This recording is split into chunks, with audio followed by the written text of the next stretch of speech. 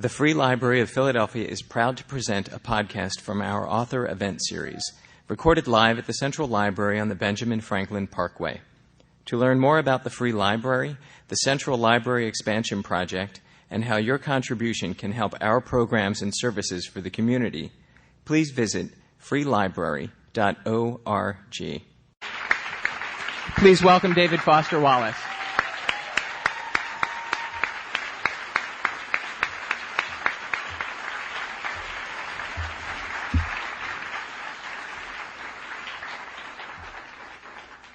Where's Tom? Hey.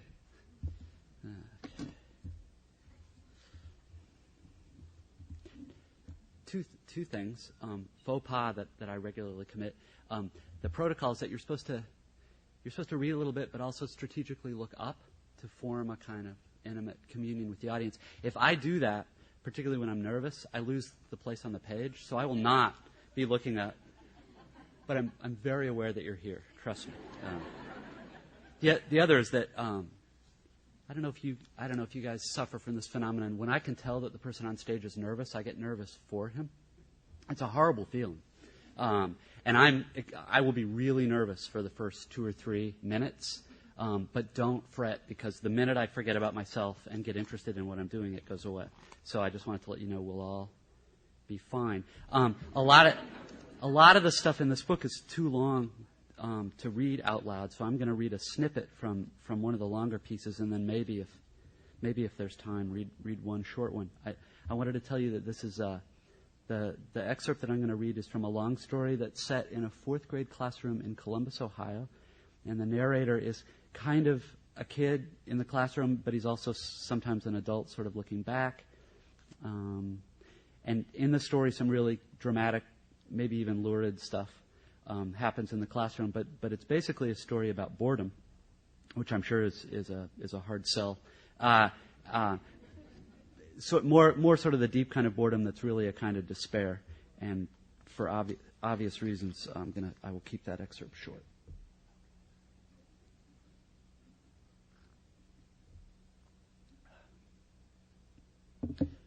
For my own part, I had begun having nightmares about the reality of adult life as early as perhaps age 7. I knew even then that the dreams involved my father's life and job and the way he looked when he returned home from work at the end of the day. His arrival was always between 5:42 and 5:45, and it was usually I who was the first to see him come through the front door.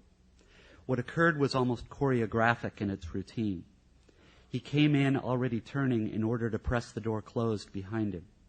He removed his hat and topcoat and hung the coat in the foyer closet, clawed his necktie loose with 2 fingers, took the green rubber band off the dispatch, entered the living room, greeted my brother, and sat down with the newspaper to wait for my mother to bring him a highball. The nightmares themselves always opened with a wide-angle view of a number of men at desks in rows in a large, brightly lit room or hall. The desks were arranged in precise rows and columns like the desks of an R.B. Hayes classroom, but these were all more like the large gray steel desks that the teachers had at the front of the room, and there were many, many more of them, perhaps 100 or more, each occupied by a man in suit and tie. If there were windows, I do not remember noticing them. Some of the men were older than others, but they were all obviously adults, people who drove and applied for insurance coverage and had highballs while they read the paper before dinner. The nightmares room was at least the size of a soccer or flag football field. It was utterly silent and had a large clock on each wall. It was also very bright. In the foyer, turning from the front door while his left hand rose to remove his hat, my father's eyes appeared lightless and dead, empty of everything we associated with his real persona. He was a kind, decent, ordinary-looking man. His voice was deeply pitched but not resonant. Soft-spoken, he had a sense of humor that kept his natural reserve from seeming remote or aloof.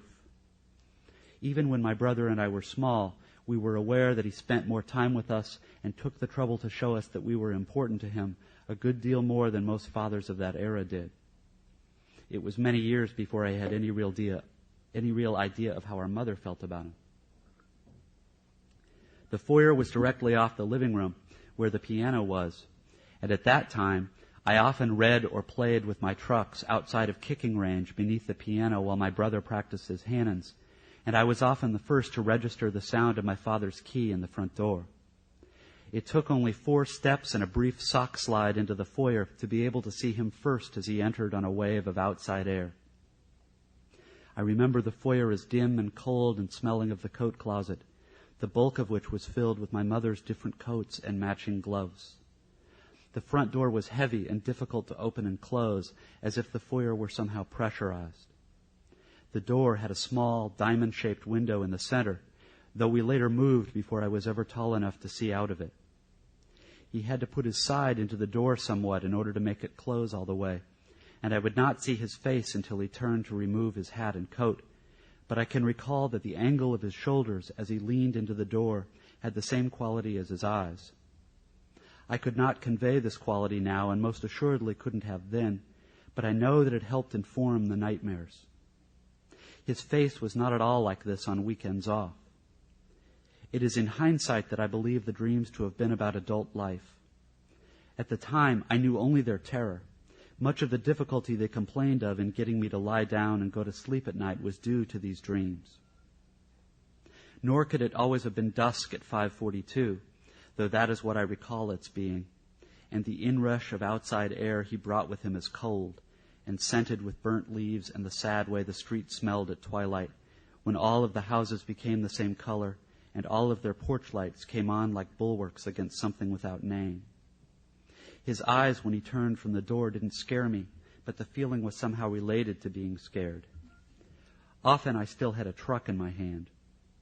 His hat went on the hat rack, his coat shouldered out of. Then the coat was folded over his left arm. The closet opened with his right hand.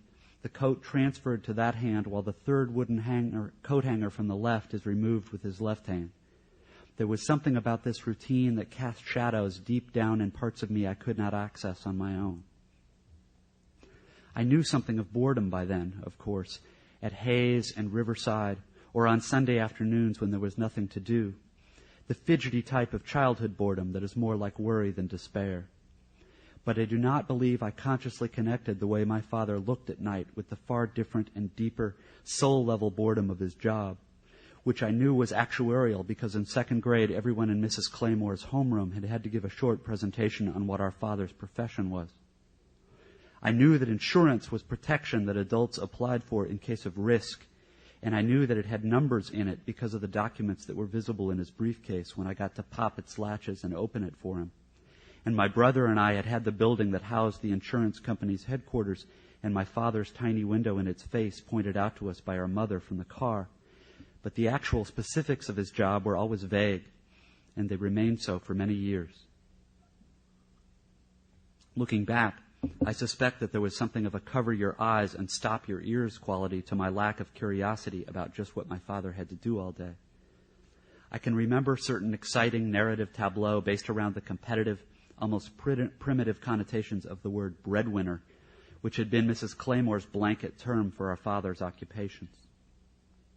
But I do not believe I knew or could even imagine as a child that for almost 30 years of 51 weeks a year, my father sat all day at a metal desk in a silent, fluorescent-lit room, reading forms and making calculations and filling out further forms on the results of those calculations, breaking only occasionally to answer his telephone or meet with other actuaries in other bright, quiet rooms, with only a small and sunless north window that looked out on other small office windows in other gray buildings.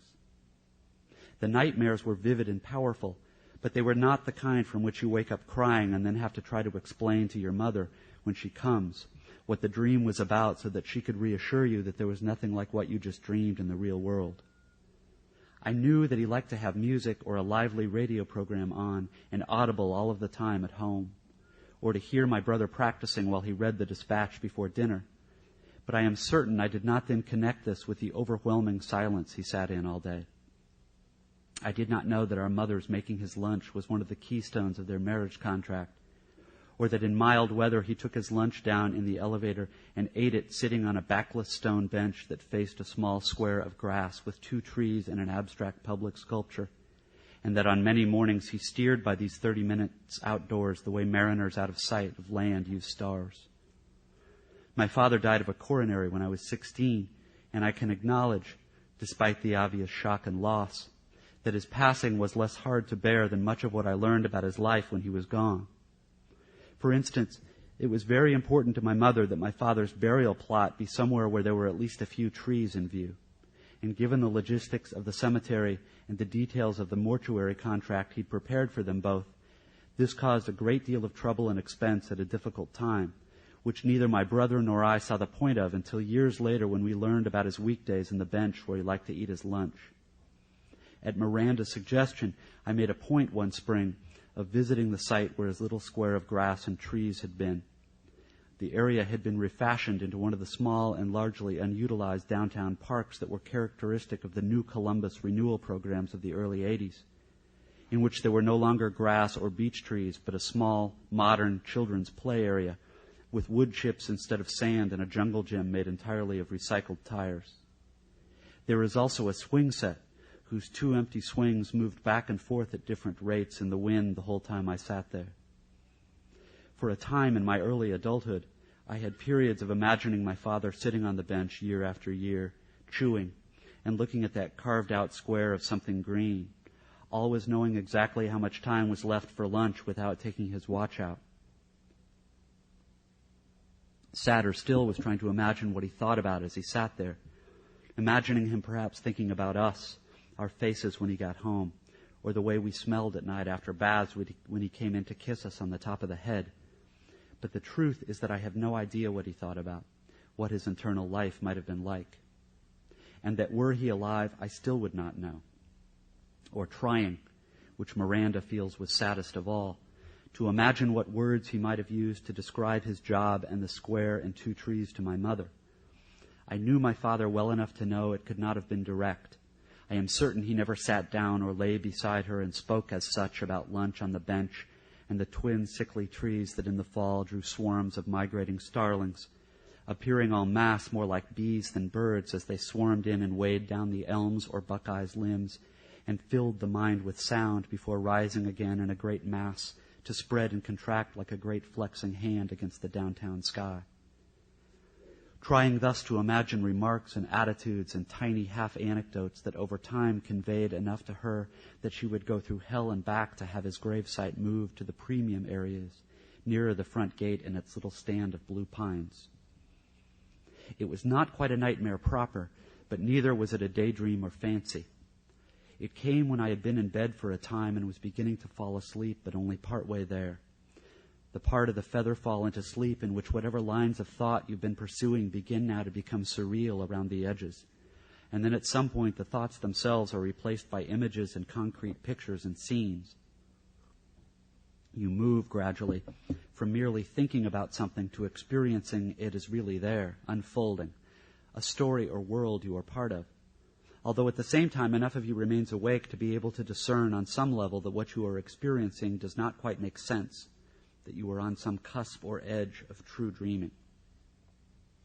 The dream was of a large room full of men in suits and ties seated at rows of great gray desks, bent forward over the papers on their desks, motionless, silent, in a monochrome room or hall under long banks of high-lumen fluorescence, the men's faces puffy and seamed with adult tension and wear and appearing to hang slightly loose, the way someone's face can go flaccid and loose when he seems to be staring at something without really seeing it. I acknowledge that I could never convey just what was so dreadful about this tableau of a bright, utterly silent room full of men immersed in rote work. It was the type of nightmare whose terror is less about what you see than about the feeling you have in your lower chest about what you're seeing. Some of the men wore glasses. There were a few small, neatly trimmed mustaches. Some had gray or thinning hair or the large, dark, complexly textured bags beneath their eyes that both our father and Uncle Gerald had. Some of the younger men had wider lapels. Most did not. Part of the terror of the dream's wide-angle perspective was that the men in the room appeared as both individuals and a great anonymous mass. There were at least 20 or 30 rows of a dozen desks each each with a blotter and desk lamp and file folders with papers in them, and a man in a straight-back chair behind the desk, each man with a subtly different style or pattern of necktie and his own slightly distinctive way of sitting and positioning his arms and inclining his head, some feeling at their jaw or forehead or the crease of their tie, or biting dead skin from around their thumbnail, or tracing along their lower lip with their pencil's eraser or pen's metal cap. You could tell that the particular styles of sitting and the small, absent habits that individualized them had evolved over years or even decades of sitting like this over their job's work every day, moving purposefully only once in a while to turn a stapled page, or to move a loose page from the left side of an open file folder to the right side, or to close one file folder and slide it a few inches away and then pull another file folder to themselves and open it, gazing down into it as if they were at some terrible height and the documents were the ground far below. If my brother dreamed, we certainly never heard about it. The men's expressions were somehow at once stuporous and anxious, enervated and keyed up, not so much fighting the urge to fidget as appearing to have long ago surrendered whatever hope or expectation causes one to fidget. A few of the chair's seat portions had cushions made of corduroy or serge, one or two of them brightly colored and edged with fringe in such a way that you could tell that they had been handmade by a loved one and given as a gift, perhaps for a birthday. And for some reason this detail was the worst of all.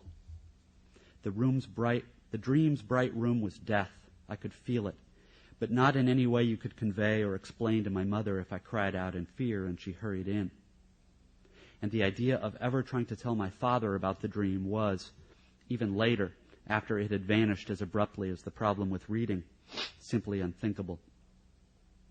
The feeling of telling him about it would have been like coming to our Aunt Tina, one of my mother's sisters, who among her other crosses to bear had been born with a cleft palate that operations had not much been able to help, besides also having a congenital lung condition, and pointing out the cleft palate to Aunt Tina and asking her how she felt about it and how her life had been affected by it, at which even imagining the look that would come into her eyes was unthinkable. The overall feeling was that these colorless, empty-eyed, long-suffering faces were the face of some death that awaited me long before I stopped walking around. Then, when real sleep descended, it becomes a real dream, and I lost the perspective of someone merely looking at the scene and am in it. The lens of perspective pulls suddenly back, and I am one of them, one part of the mass of gray-faced men stifling coughs and feeling at their teeth with their tongues and folding the edges of papers down into complex accordion creases and then smoothing them carefully out once more before replacing them in their assigned file folders. And the dream's perspective's view slowly moves further and further in until it is primarily me in view, in close-up, with a handful of other desks, men's faces and upper bodies framing me, and the backs of a few photos frames, and either an adding machine or a telephone at the edge of the desk. Mine is also one of the chairs with a handmade cushion. As I can recall it now, in the dream I look neither like my father nor my real self.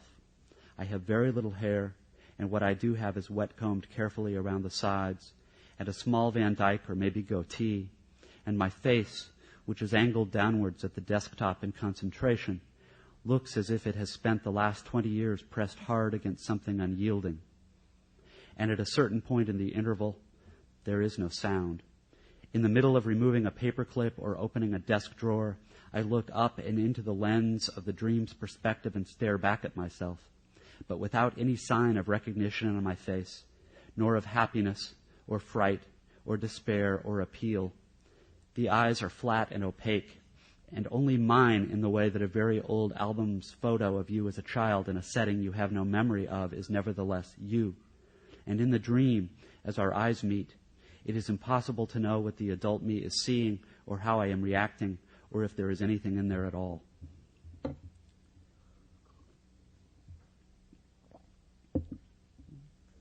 Seven or eight more minutes? Is that? Oh, I'm sorry. Yeah, that's the end of it.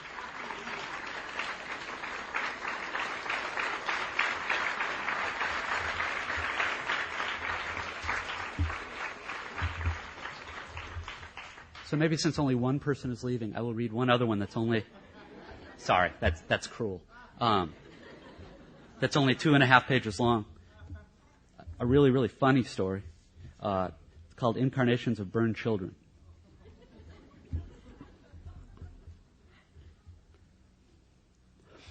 The daddy was around the side of the house hanging a door for the tenant when he heard the child's screams and the mommy's voice gone high between them. He could move fast, and the back porch gave onto the kitchen, and before the screen door had banged shut behind him, the daddy had taken the scene in whole. The overturned pot on the floor tile before the stove, and the burner's blue jet, and the floor's pool of water still steaming as its many arms extended.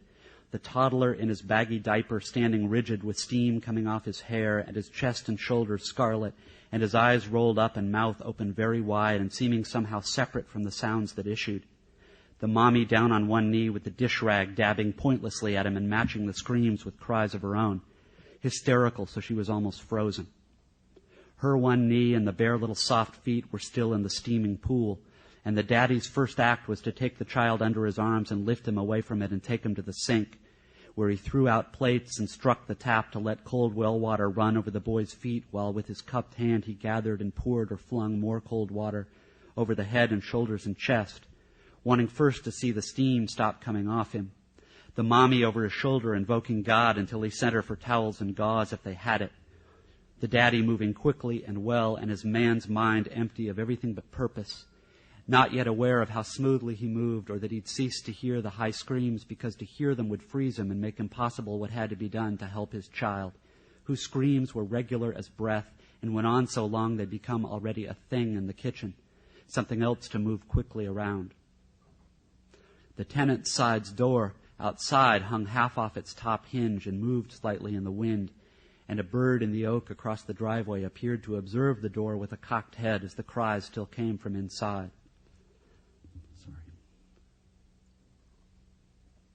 The worst scald seemed to be the right arm and shoulder.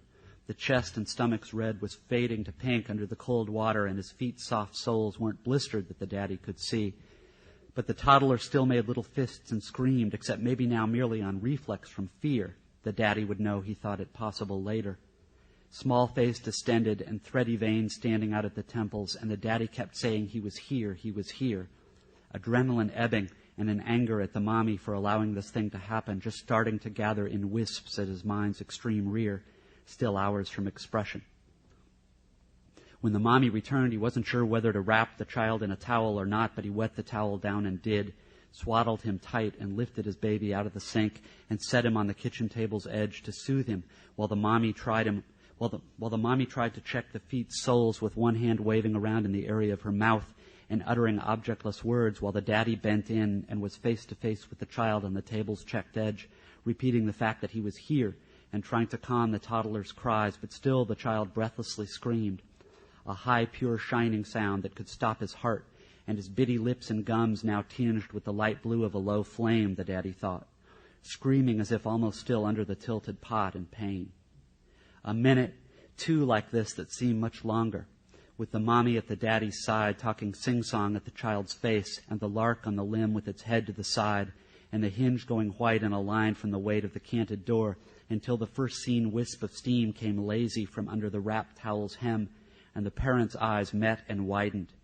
The diaper, which when they opened the towel and leaned their little boy back on the checkered cloth and unfastened the softened tabs and tried to remove it, resisted slightly with new high cries and was hot. Their baby's diaper burned their hand, and they saw where the real water had fallen and pooled and been burning their baby boy all this time while he screamed for them to help him, and they hadn't thought. And when they got it off and saw the state of what was there, the mommy said their God's first name and grabbed the table to keep her feet while the father turned away and threw a haymaker at the air of the kitchen and cursed both himself and the world for not the last time while his child might now have been sleeping, if not for the rate of his breathing and the tiny stricken motions of his hands in the air above where he lay. Hands the size of a grown man's thumb that had clutched the daddy's thumb in the crib while he'd watched the daddy's mouth moving in song. His head cocked and seeming to see way past him into something his eyes made the daddy lonesome for in a sideways way. If you've never wept and want to, have a child.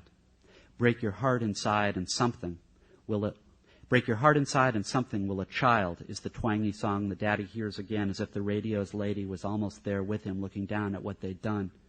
Though hours later, what the daddy most won't forgive is how badly he wanted a cigarette right then as they diapered the child as best they could in a gauze and 2 crossed hand towels.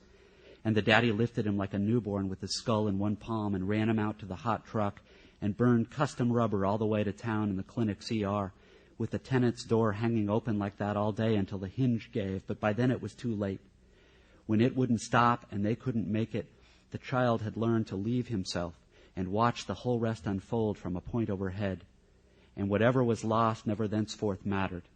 And the child's body expanded and walked about and drew pay and lived its life untenanted, a thing among things, its self-soul so much vapor aloft, falling as rain and then rising, the sun up and down like a yo-yo.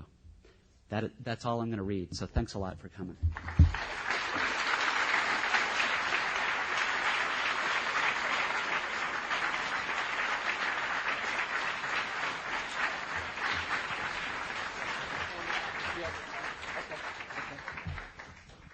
Hi, at this point we'll have Q&A, and we've got people running around with mics.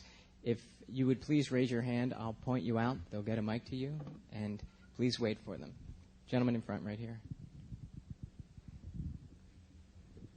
Hi. I'm wondering if you've ever read any, been exposed to like anthropology, ethnography, because your stories, your writing in general seems to be so much about observations of what's going on, like in the one you just read about the hinge and, you know, just the sort of taking in, apprehending all that's there. But then you also sort of add a lot of, psychological consciousness and all that kind of stuff. So I'm just wondering if you know anything or been exposed to much sort of anthropology, ethnography. I'm wondering why a surfeit of detail is related to anthropology somehow. Well, I'm not saying it's. Oh yeah, no. Yeah. I mean, anthropology doesn't have any kind of claim on detail. I guess your writing seems to be at times read to me like I've been taught to write like field notes, sort of just taking in all that's there, and then the thing I think that you add is significance or to it. So I guess that's what I'm wondering. I'm not saying that it's the purview of anthropology to have detail. And I wasn't saying that you were saying it. No, I'm just wondering if you've been exposed to it at all or thought about it at all. I think what seems like a surfeit of detail is maybe not so much the detail as sometimes I take the commas out and it starts going really fast and it almost seems like kind of a little kid. You know how little kids will list every single thing that's going on in their mind. So it probably has more to do with speed than. I've read. I've read like a civilian kind of some anthropology stuff, but I'm sure not a scholar of it. So, to the extent that. Other question? Gentleman in the middle here. Please wait for the mic, sir. Hi, Mr. Wallace. You've published a couple of things under pseudonyms, including one of the stories in your present collection, Mr. Squishy, was published under the name Elizabeth Clem.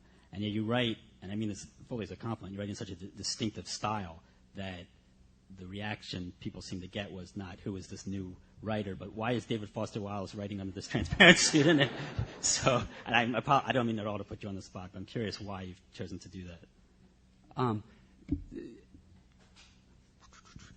Partly because I'm dumb and out of touch, and I for a while was working on a whole cycle by this sort of pseudonymous author and had the idea that doing it pseudonymously and kind of cross-genderishly would so totally change the writing that people would have no idea, and I thought it was this really cool experiment. And not only did like 3 out of the 4 of the pieces really kind of suck, but in fact, yeah, I mean, this thing came out in McSweeney's, and apparently poor Eggers had promised me he wouldn't tell who it was, and it was just so obvious that he was put in lame position after lame position while people just... So it was just basically stupidity on my part. Gentleman back here on the right. Hi, could you talk a little bit about Everything and More? I guess the context of what you had to do to get yourself versed enough in mathematics to talk intelligently about Cantor. He's talking about a nonfiction book about Norton and Atlas books are doing this series of non-scientists writing about science. I had kind of a weird double major in college. I'd had some of this stuff before and thought I could knock this thing off in a couple months and it would be real easy. And it turned out, yeah, I mean, basically just I had to read a whole lot and actually look for really embarrassing notebooks from when I was 20 and 21, and mostly just on set theory. But it turns out the math genre, there are pop math books and then there are really hard textbooks. There's this whole middle range, particularly histories of mathematics, like Morris Klein's History of Mathematical Thought, that's just incredibly good. And if you can sit there and read the whole thing, you end up getting, a terrific liberal arts education just from studying it. So I use those pretty heavily. Another question right back here. Could you talk a little bit about the relationship in your work between nonfiction and fiction? It's a very general question, but I remember once Tom Wolfe said that a lot of fiction is the result of a huge amount of research, just like nonfiction. The weird thing is I consider myself mainly a fiction writer. I got into nonfiction in this weird sideways way that involved mostly being really poor and having a Harper's editor take pity on me. Probably I don't have a very sophisticated understanding of the relationship between the two. I know that in nonfiction they have fact checkers, and they do whole movies about bad journalists who make stuff up. So it's actually except nobody ever explains to you when they hire you as a fiction writer to go describe something. All of a sudden you get these calls from fact checkers who have no sense of humor whatsoever, the only connection that I understand kind of in my tummy when I'm doing it is that both, at least the kinds I do, depend very heavily on there being a narrator, and the narrator kind of seeming like a human being who's talking to you. And probably one of the reasons why the kind of nonfiction I do is kind of limited, or I can't do a whole lot of it, is that at least to me, it's now sort of seeming like a shtick. Like you've got, the schmucky narrator who comes in and he's going to talk about something, but he's also got his own neuroses that he's going to talk about and all this stuff, which in fiction writing is fairly standard. Not a whole lot of people had seemed like they'd done it before in nonfiction, and for a while it seemed very exciting, and now it's feeling to me kind of like a tick. I will, of course, continue to do it. It's just not quite as interesting as. All the way in the back row in the middle there. Please wait for the mic.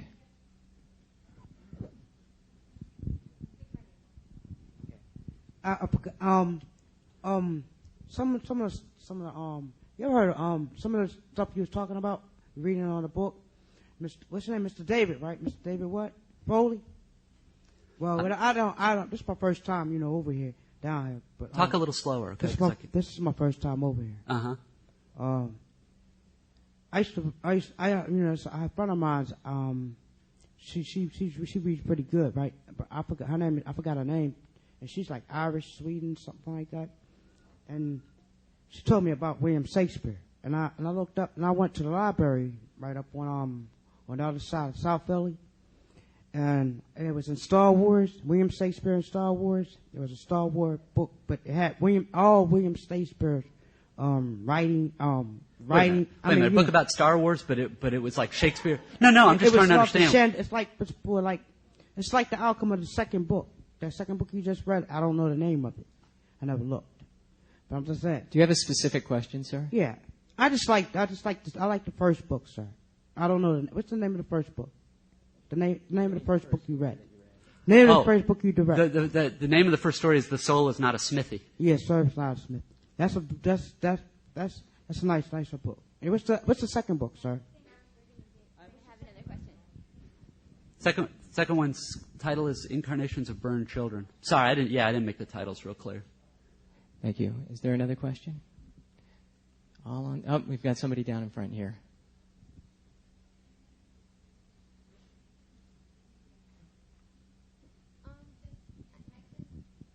I get in arguments with my father about your writing. Oh, I cannot stand this. This Q&A is kind of taking a turn, isn't it? No, I just never spoke. I didn't even have like Mr. Microphone. This is just horrible. Yeah, no, it's horrible. He always. It's like he thinks your writing is too tied to this specific time period, and I would imagine that you get that, especially from maybe people who are a little bit older.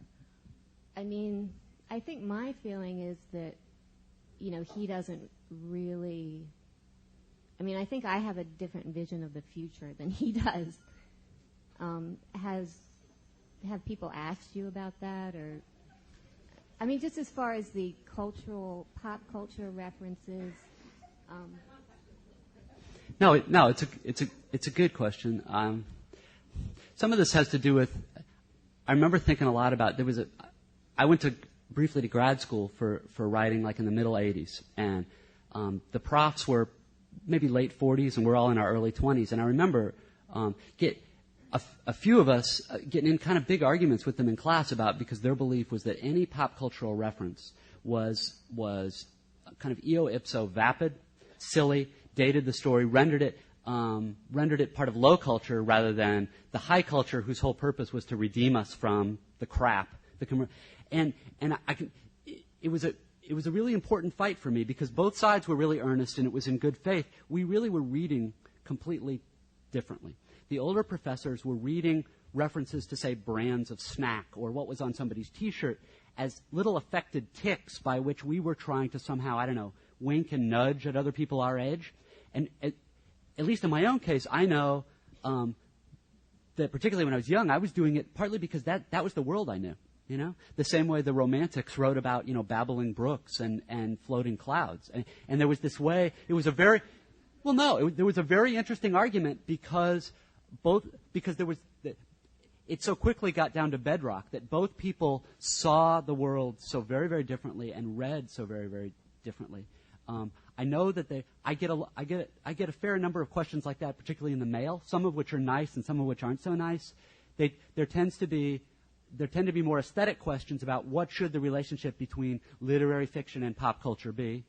Or there are other ones where basically the stuff you're doing is just trendy and ticky and weird. And some people right now whose nerve endings are fried by MTV might be kind of interested in it, but it's going to die, right? I mean, those are sort of the two directions. They're both really interesting to me because I'm now 42, and I don't notice it so much in fiction and poetry. But for instance, when I turn on the television or go to movies that are geared toward a younger demographic, and I see all the flash cutting and the loudness of the music, and I begin to feel what I imagine some of the profs, or so like some of what our father's generation feels is, it is true that fashions change and audiences' receptivities change, and there's this feeling of that I'm getting right now of what the culture is interested in,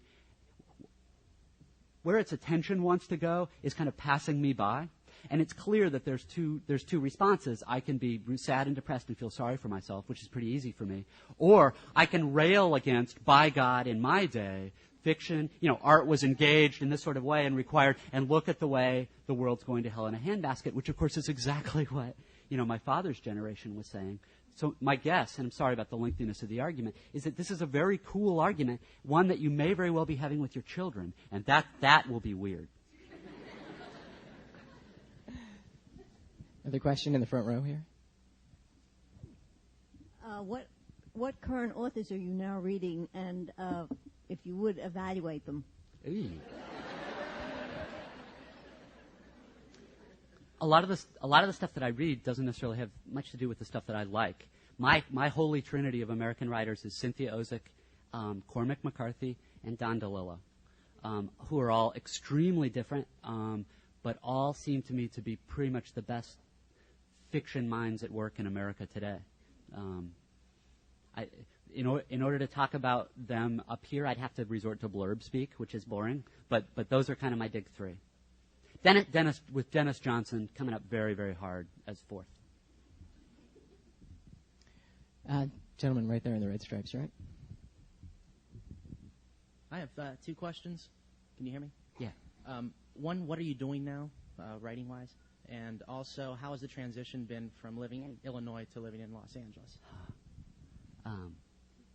Number one, trying to work on a piece of nonfiction that's sure to be very interesting. The other, that he's alluding to. I got a teaching job. I didn't much want to move to Southern California. I got a teaching job. It's just such a good teaching job. It's like winning the lottery. So I moved. There are things about it I like. I like the little town I'm in. Southern California is extremely urban. And I lived in Boston very briefly, but for the most part, I don't I'm not familiar with urban areas, and that there are a lot of adjustments. Just the sheer number of human beings in view all the time. The interesting thing about coming here, I don't notice it in Philly, but I've been to New York maybe 10 times in my life. There are defenses one learns to live and be comfortable around a whole lot of people. There's that New York privacy bubble around people. You don't meet people's eyes on the sidewalk in New York if you don't know them, whereas at home you do. But if you do it here, you're puncturing something important to them, right? I guess because if they meet the eyes of everybody who passes them, they get home and pass out because it's too much of a strain. I imagine it's somewhat the same in Philadelphia. It's very interesting, but if your nervous system isn't geared toward dense human populations, it's very strange to live in it. Traffic being a whole other issue.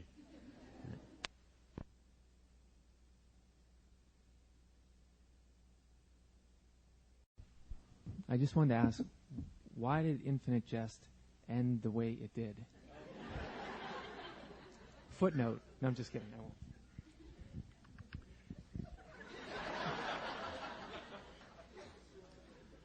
I was interested in something that was more like two lines that were almost parallel but not parallel, and they meet somewhere, but that they not necessarily meet within the actual frame of the narrative.